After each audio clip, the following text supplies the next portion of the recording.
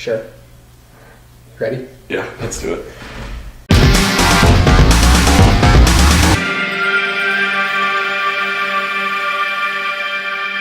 Hello, everybody, and welcome to 2M Football. Matt just gave me a look. It's like, what the hell are you doing? And I'm not sure why. But anyway, I'm Mike. And as he said before, I'm Matt, and I'm not looking at anybody. We don't know what you're talking about. And we are continuing our trek through the NFC North, this time making... AFC. AFC. Wow. It's funny because on my notepad here, if you look, there's an N there because I actually wrote NFC North and I tried to cover it with an A. I know what division we're in. Should we just start over? Nah. All right. Our next up is in Cleveland with the Cleveland Browns. And I just want to throw this note out there because I don't think a lot of people know this. Everyone goes, well, why the hell are they called the Browns? And they were actually named after their founder, Jim Brown, and he argued against being named the Browns, probably for obvious reasons. Mm-hmm. But the other fun fact is he actually, when the Browns fired and replaced him, he went on to find the Cincinnati Bengals. Really? Yep, and the way you know this is if you look at their uniforms, their colors are different. And their helmets are identical except for the fact that in order to tell them apart when they played each other, he had to put the stripes for the Bengals on the helmet. Wow. But Jim Brown actually founded both teams. That's why their uniforms look very similar. Oh, fun fact. That is a very fun fact. What was less fun than that was the Browns' 2016 season. Oh, here we go. It begins already. They, with 1-15, they had the NFL's worst record and locked up the number one draft pick for 2017. But they weren't the 2006 Lions. They were not. Yeah, it looked like they were all set to be the second team since those Lions to go 0-16. But then in Week 16, they eked out a 20-17 win over the San Diego Chargers, who wear a cone of shame forever for allowing that to happen. And those who watched the game, and I'm just going to throw this out real quick. I know the Steelers episode is really long, so we're going to try to stay on topic here, but forgive us if we get carried away. Uh-huh. But being the fact San Diego made poor time management choices, if they had more time to set that field goal, they would have won. But the fact that they were rushed, the kicker did not look comfortable trying to kick that rushed field goal to get it in the air before the buzzer hit zero. Yeah. And it didn't miss by a whole lot. I mean, 3 feet actually is a lot now that I think about it. But, I mean, if they had the time, they would have went 0-16. But they got really lucky that San Diego had to rush that field goal. Yeah, so they got their one win, which is nice. The season was obviously a disaster, but give the ownership credit for not making any drastic coaching changes. You see that way too often, that head coaches have too short of a leash and they don't have a chance to actually implement their scheme. And it seems like, too, of all the talk is they knew they were going into a rebuilding era. Yeah. They were sick and tired of these years of no progress, really. They're continually mocked. And I think it took them so long to realize, well, maybe we shouldn't fire our coaches every other year. And yeah. I think they feel comfortable with Hugh Jackson. Yeah, I think so too. This was his first year. He has a strong resume as an offensive-minded coach. And there were some positives from the year, I'd say. Well, and it seems insignificant in terms of the record, but that one win is huge because you are now given the cone of honor, if you will, of preventing that team from going 0-16. So it's a huge, to us as fans, we look at it and go, well, that's pathetic. But for them, that one win, and especially so close, you are 1 week away from the season ending. Yeah. It's an issue of pride, really. And I think it was a good win for them because, it showed them that they never gave up. Mm-hmm. Yeah, so ready to jump into the offense? Yes. Do you have numbers on that? I have numbers on their offense. Start ranting. So go on with your numbers. Unsurprisingly, the Browns were towards the bottom of the league in most offensive stats. Points per game, just 16.5, which was 31st. Yards per game, 311, which was 30th. Pass yards per game was 204, which was 28th. A little bit better rushing yards per game was 107, which was 19th. So only team really worse than them would be the Rams. Yeah, probably. And maybe San Francisco. Potentially, yeah. So, at the quarterback position, I would say the Browns are still a team without a quarterback, despite their numerous attempts to address the problem every offseason. Their quarterback's on the roster. I'm not saying they don't actually have quarterbacks. But let's just talk about who they got. They've got Robert Griffin III. We all know his story. He was the Offensive Rookie of the Year in 2012. And then he sort of fell off a cliff in year 2 and beyond with a combination of injuries, offensive scheme changes, and he's just not the same player he used to be that rookie season. I think his time as a starter in the league is over. He's a very good backup. But despite the fact he showed signs this year of sort of coming back to his old self, you're never going to be your old self after all those injuries. No. He makes me very nervous when he runs because he's had so many injuries. Yeah. And once you take that and tuck that ball and start running, you no longer fall under the protective rules of a quarterback. Mm-hmm. You are free game past that line of scrimmage. And I'm not going to lie, when I watched these Browns games and he took off, I cringed because he is one hit away from being back on IR. Yeah, it's really sad to see. He was their week 1 starter for the Browns this year, and in his very first game, he went down with a shoulder injury that ended up sidelining him for 3 months. It pretty much ended that season. Before it could ever get started, really, which is unfortunate. But like you said, I think that was his last chance, probably, to start. He did end up playing in 5 games this year, completed 59% of his passes, 2 touchdowns, 3 interceptions. He ran the ball 31 times for 190 yards and a pair of touchdowns, but also a pair of fumbles. And he just doesn't look like the same player. He's a good backup because he usually makes decent decisions with the ball. But I don't see an offense, especially in Cleveland where it's a little rocky right now, taking those risks of, is he going to play more than 5 games? Is he going to be, is he going to get injured again? And unfortunately, his body is at the point where it's going to take one nasty injury that could be career-ending. Yeah. So once he went down, their backup, Josh McCown, also went down with an injury a week later. The reins were turned over to the rookie Cody Kessler, who I think you have some opinions about. He did play pretty well, all things considered, with being thrown into a starting role in 3 weeks. And that's it, is a lot of people don't realize. First of all, a backup quarterback sometimes, I think no matter how well they always say they're prepared, you always get shocked when all of a sudden you realize you're the starter. Right. Now you're the 3rd string, which you rarely even see practice reps. Exactly. You're in the room with the quarterbacks watching tape. That's about all you really do. Mm-hmm. Look at so he was a rookie this year. Yes. Other rookies drafted to be starters. Look at what the Rams did with Jared Goff. He purposely didn't play him until, what was it, 8 weeks into the season. 8 or almost 9 weeks. To give him a chance to study and learn. I don't know if they ever thought Kessler was going to be starting. I don't think so, because McCown is a veteran backup. Yep. He's done well. He played for the Texans.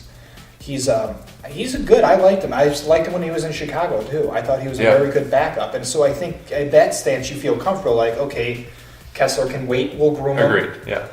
And yet, 3 weeks into his NFL career, he's the on starter. the field. He had not a bad season though. He completed 66% of his passes, had 1,300 yards, 6 touchdowns, just 2 interceptions. Got sacked 21 times, but this is a pretty porous offensive line, which we'll talk about later. Of everything I watched this year from Terrell Pryor, their number 1 wide receiver playing at quarterback, right, to McCown, I think Kessler fits this offense. He was a rookie, so obviously there are going to be growing pains, but this is sort of Hugh Jackman's and the Browns organization's theory, is they have to build this young team essentially from scratch. Mm-hmm. I like Kessler. First of all, Kessler's been there. He already has experience now. I mean, whether it was by choice or by, obviously, you're just the next man up. Right. Rookies, I always get nervous when they have phenomenal first years. Like Dak Prescott, to me, next year has more to live up to than, say, Carson Wentz. Mm-hmm. Because Wentz went through those struggles. Kessler has gone through those struggles now. And to me, that shows sign of you have more room to grow. And with this offense being built around young guys, it's the perfect way for the offense to grow together. And now Kessler has experience in the scheme. You're not trying to bring someone from outside. Right.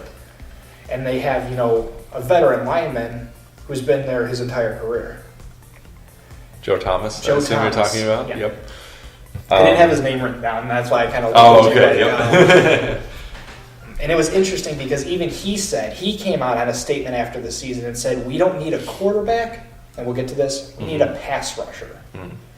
And we'll get to that because their offense has the ability to get them in games, but they can't maintain their lead in games. We'll see what happens. I kind of disagree. I don't think Kessler's going to be the starter next year. Of course you do. Everything I love you hate. So Blake Bortles.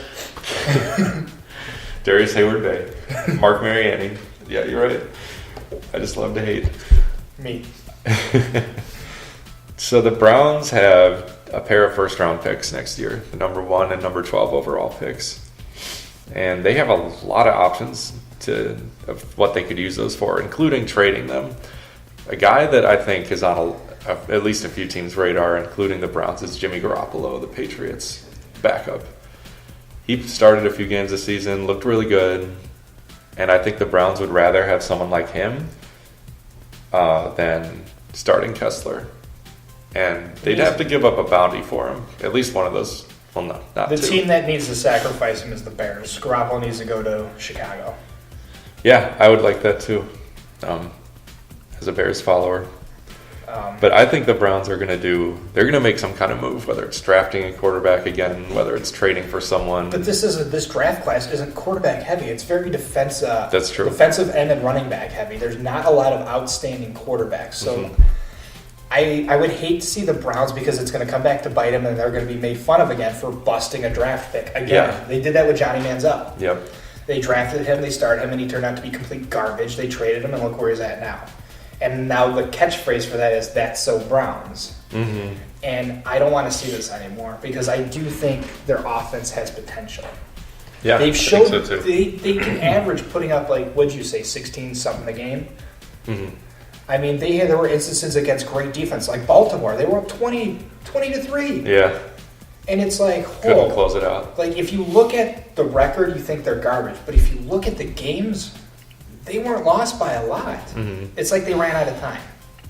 And to me, that shows that there is a strength to the offense. Because if the offense was garbage, they'd be barely getting field goals on the board. But that offense has one of the most amazing running backs I have seen in Isaiah Crowell. Wow, that's I high praise. love this guy. And I think with the quarterback struggles, they're going to lean on him even more. Mm-hmm. But Isaiah Crowell to me was just a surprise, because I didn't really know who he was. And then I got mad I didn't have him as a backup, in my fantasy league, because he put numbers on the board. Yeah, he did. He ran this is his third year, all with the Browns. He rushed for 950 yards with a 4.8 per carry average. That's very healthy, and 7 touchdowns. Like, it was phenomenal to see, and it gave me good confidence that, there was something going for the offense, because without a run game, everything's on the quarterback. Right. But at least Hugh Jackman had the ability to take that pressure off by having a great running back. Yeah. I would argue they have 2 really good running backs, because they've got also Duke Johnson in his second season last year. He was also productive with 358 yards and a 4.9 average per carry. But he fumbled a lot. Yeah. That was the only downfall, is he needs to have better ball control. Protect the Duke, as it were. Point is, though, they can run. Like, they have a good tandem in that backfield. Mm-hmm. And both of these guys can catch, actually. They don't really have... It's not as clearly defined as some teams where one guy's the short yardage, third down back, and one guy's the pass catching No, back. they could do both equally. Crowell had 40 catches. Johnson had 53. So they're both weapons in both those. I was really shocked, because, when I went to start watching film, I was like, crap, I'm watching the Browns games. And then you watch it and you're like, whoa, hold on here. Like, this isn't the same team. Right. You start watching it like, wait, did they lose this game actually? Because they Like got I said, up the one in a lot of Baltimore games. game, they were up 20-3. This was going into the third quarter, and Yeah. they were like, all they got to do is hold it. They had the chance to give up, essentially 2 touchdowns and maintain this. Right. I was watching their game against the New York Giants. They got up 10-0 in that game, and it's just They came out impressive. hot in the first half, but they struggled on the other end of the ball. Yeah. The receiving core needs a little bit of build-up, though. A little bit, yeah. So they've got Corey Coleman, their first round pick this year. for once, wasn't a bust. He was pretty good. He did miss the first 6 games with a broken hand, but once he got himself on the field, he was pretty playmaker. good. Yeah, he had 400 yards and 3 touchdowns, and all of this was affected adversely by the QB situation. They had 5 or 6 different guys play quarterback throughout the year. Was there some sort of fact, I don't remember, that it was either tied or was the most in NFL history for a number of changes in like a game or something? Yeah, I don't have the numbers, but no, there was some sort of statistic I remember. Yeah, so another good stat to back that up, though, is the Browns gave up 66 sacks this year, most in the league by far. The next most was the Rams, giving up 49. So that's a huge margin. That's an additional 17 sacks. And I don't care how good your quarterback is, whether it's Tom Brady, they get hit and taken down like that, they aren't going to last very long. Right. That's an average of 4 per game, 4 sacks per game, not even factoring in additional hits that they take. Mm-hmm. So it's not that surprising. So if you figure an average of 4 sacks, you're figuring at least he's hit at least 10 times. Probably, yeah. But yeah, so the QB situation was a bit of a mess, but Coleman looked, like you said, he looked good. He has a lot of speed, a lot of potential for yards after the catch. He's a little undersized at 5'11", 190 pounds, but has really good leaping ability in jump ball situations. That, and I like, in an era where receivers are getting bigger, these little guys almost go under the radar because they're so tiny with their frames that they can almost be harder to tackle because you're used to having to grapple a big body, and all of a sudden you go to make that wide catch. This is kind of why we should have a camera, as I make this hugging motion. Yeah, it looks like he's swimming or something, but go on. But you're used to expanding your arms out, trying to make this big grapple, and all of a sudden they duck under your arms and they're gone because he's so quick. Yeah, same thing with press coverage. They try to bump him at the line, but he's so small. It's like, where do you push? And then if he gets past you, he's gone. And not only that, but if he's tiny and he ducks down, you try to push and you grab that face mask. Well, that's a defensive penalty right there. Yeah. So Corey Coleman looks like I think he's a good number 2 for this team. Yeah. Obviously, Terrell Pryor. Oh, Terrell Pryor. It's interesting that you mentioned him. Oh, Terrell. Mike. Well, Matt, Terrell Pryor was my free agent pick to examine. Okay. No way. Wait, examine as the quarterback or as the wide receiver? That is a great question because, fun fact, he's still listed on the League of Football nationally as a quarterback. You click on his page, it shows you his QB stats. That's hilarious. Anyway, because he did play. He started at quarterback for Ohio State from 2008 to 2010. He's drafted by the Raiders in 2011. You love them. My favorite college team. And he actually got 1 year with the Raiders where he got significant playing time at quarterback, but he was pretty bad. I don't remember that. I didn't remember either, but the stats don't lie. Are you sure? He completed 57% of his passes, 6.6 average per attempt, which is really low, 7 touchdowns, 11 picks in 11 games. But then in 2015, he converted to wide receiver when the Browns signed him. Only played in 1 game that year and didn't really do anything. So this was really his first year playing wide receiver full-time. And it's crazy how well it went. He even took some QB snaps, though, as you mentioned, this year because of all the injuries. Actually, in week 3, man, we're just full of Browns fun facts. In week 3, Terrell Pryor became the first player in the NFL to have 120 receiving yards, 30 passing yards, and 20 rushing yards all in the same game since 1959. And see, everyone thinks the Browns are a joke, and yet they're really kind of fascinating. They are fascinating. But he had a productive season. For life. I'm not going to go that far yet. But he had 77 catches, over 1,000 yards, and 3 touchdowns this year. And I watched their Week 12 game against the Giants, where he was targeted 12 times, caught 6 of those for 130 yards. So here's just some things that jumped out at me watching this game. So start with some positives. He can make tough catches. One in particular, he was diving towards the sideline on a comeback route, So as he's falling to the ground, he was able to make the catch while keeping his feet in bounds, which was impressive. He looks really fluid running. Like if you watch his stride, he takes big strides.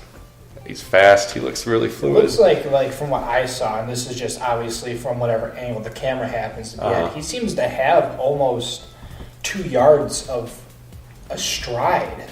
Yeah. Like 2 hash marks. It seems like he can cover with like that one long full sprint stride. That could be, yeah. He's 6'4", so long legs. He can take big strides, and once he gets up to full speed, he is really fast.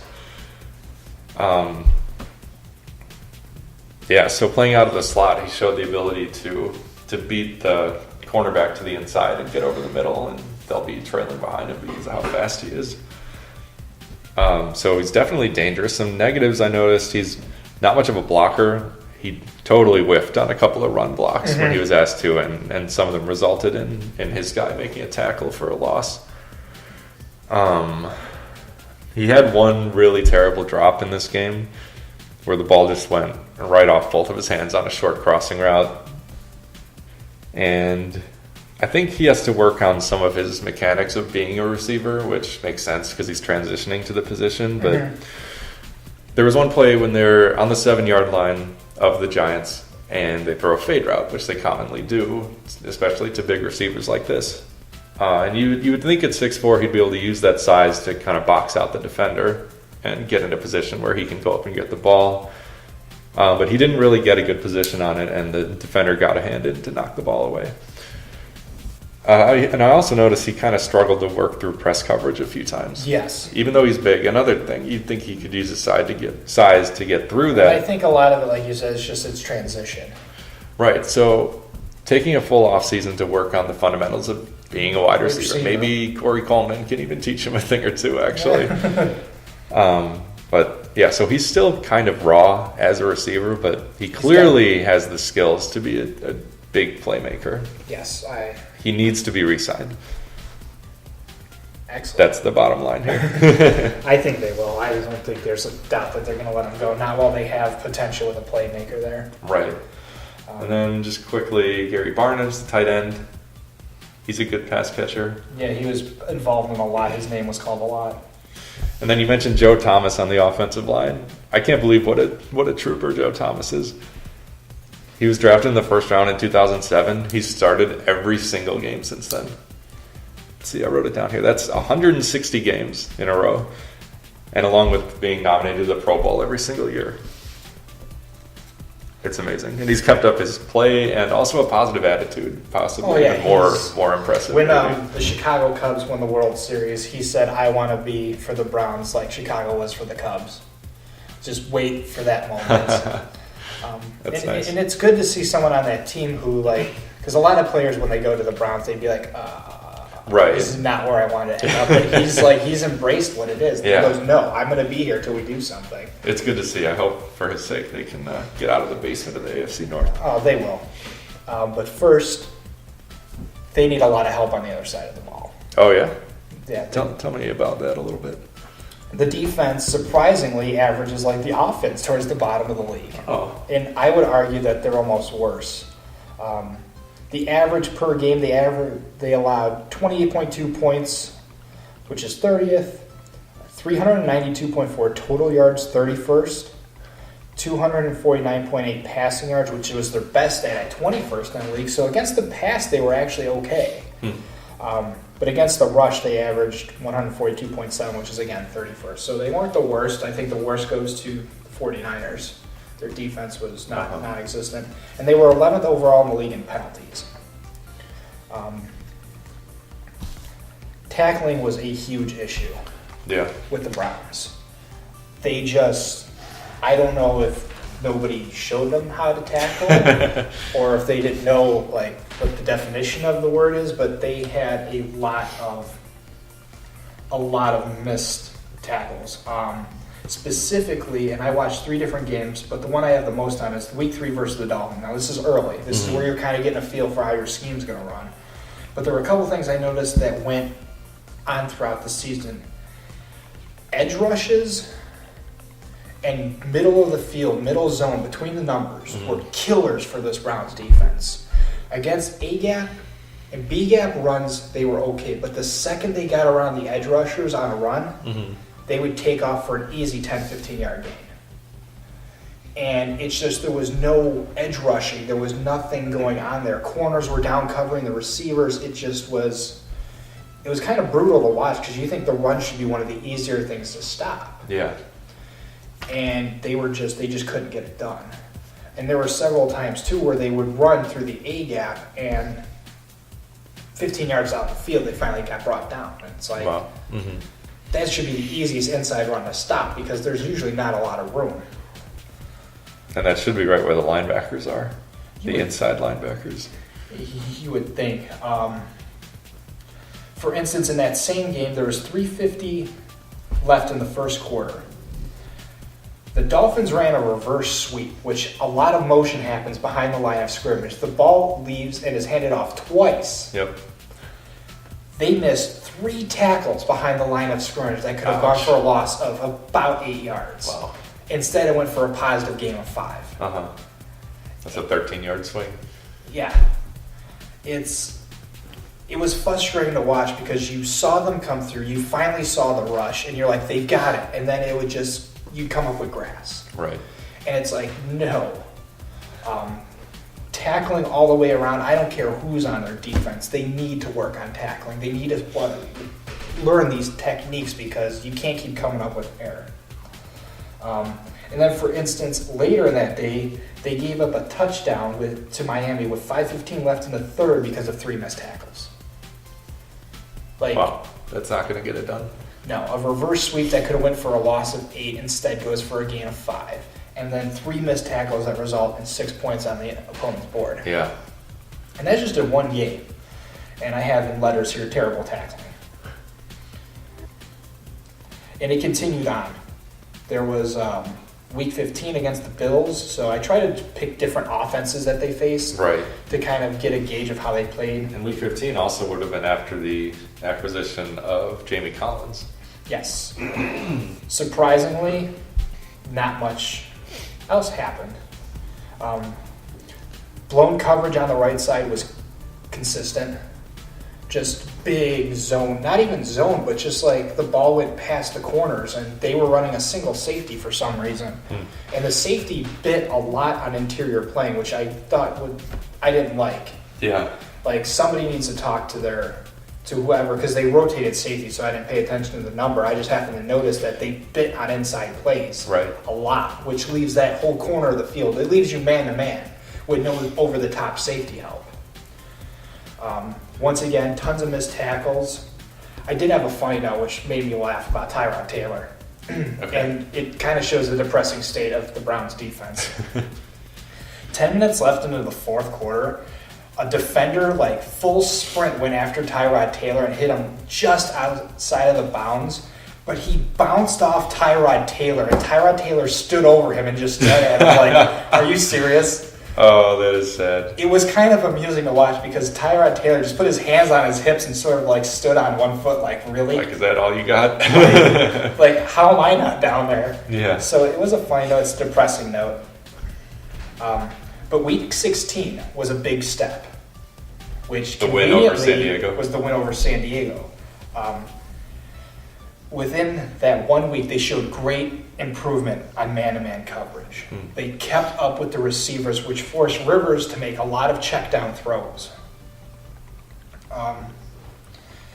And their tackling on the first drive was stupendous. That opening San Diego drive, they were fantastic. They got pass rush on Rivers.